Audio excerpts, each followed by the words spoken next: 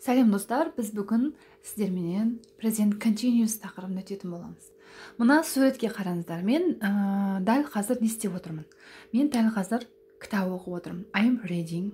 Мен оқып жатырмын, оқып отырмын. Яғни дәл қазір болып жатқан іс-әрекет. Мен көзім, ойым жұмыс жасап тұр. Мен әрекет етіп жатырмын, оқып жатырмын. This is my sister. She is reading. Бұл менің сіңлім. Ол да не істеп отыр? Кітап оқып отыр. Келесі. This is cat. Бұл мысық. It's eating. Ол не істеп жатыр? Ол тамақтанып жатыр. Тамағын ішіп жатыр.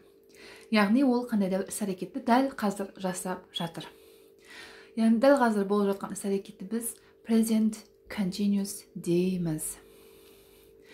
Дәл қазір, now дегеніміз, дәл қазір деген мағынаны білдіреді. Сонымен формуласына келетін болсақ, бірінші есімдіктер, сосын am, is, are көмекші етістігі және verb, яғни етістік ing қосылады. Plus object, яғни қандай да бір объект зат қолданылады, заттай.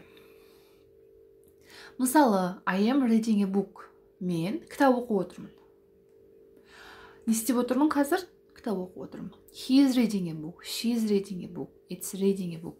Яғни ол кітап оқып отыр, ол бала, қыз бала және бұл кітап оқып отыр. You are reading a book. Сен кітап оқып отырсың. We are reading a book. Біз кітап оқып отырмыз. They are reading a book. Олар кітап оқып отыр. Яғни бұл am, is, are етістігі сіздерге таныс.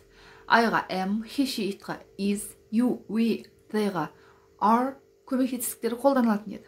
Дәл осыны бізде present continuous формасына келтірдік. Түсінікті деп ойлаймын. Мына мысал сіздерге, яғни дәл қазір болып жатқан іс-әрекет. Ал мынау болымсыз түрі. I'm not reading a book. Мен кітап оқып жатқан жоқпын. He's not reading a book. She's not reading a book. It's not reading a book. You aren't reading a book. We aren't reading a book. They aren't reading a book. Олар кітап оқып жатқан жоқ. Ол кітап оқып жатқан жоқ деген мағынаны білдіріп тұр. Барлығы да өте оңай, достар. Келесі сұрақ қою әдісі. Am I reading a book? Are you reading a book? Are we reading a book? Are they reading a book? Is he reading? Is she reading? Is it reading? Яғни бұл жерде көмекші етістік алдыға шығып кетеді де есімдіктер ортада қалады.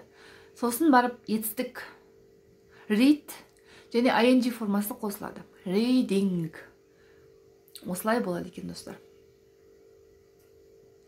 Сіздерге түсінікті деп ойлаймын. Дәл қазір болып жатқан іс-әрекетті, дәл қазір істеп жатқан іс-әрекетті біз present continuous деп айтамыз.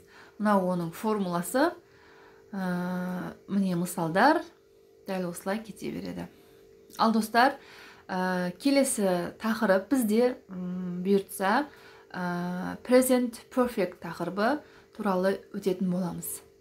Каналымнан алыстамаңыздар, каналыма жазылып, лайк басып кетуді ұмытпаңыздар. Келесі кездескенше.